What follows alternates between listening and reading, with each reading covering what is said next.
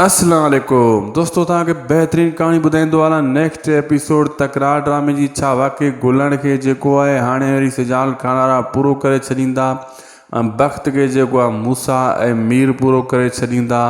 ऐं छा next episode में दोस्तों वरी जेको आहे नवाब खान के शेर अली धमकी ॾियणु वेंदो।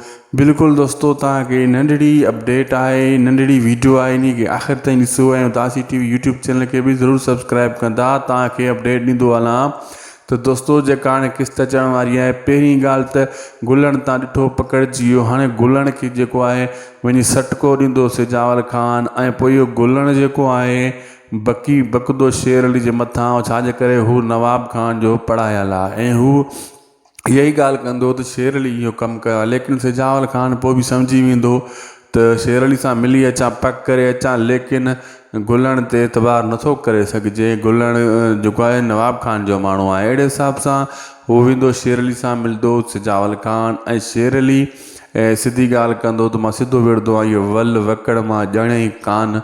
पोइ सिजावल चवंदो न, मुंहिंजे फसल खे बाहि तूं ई ॾिनी आहे, ॿियो केरु थो ॾेई सघे। उन टाइम उतां क्रॉस तूं करे वई, लंघी तूं वई उन रस्ते मां। मतिलबु हे हिक ॿिए खे ॾाढियूं धमकियूं ॾींदा ऐं गुलण खे बि वतियो वेंदो जेको आहे उते सिजावल खान ऐं जेको आहे शेर अली जे साम्हूं पेश कंदो।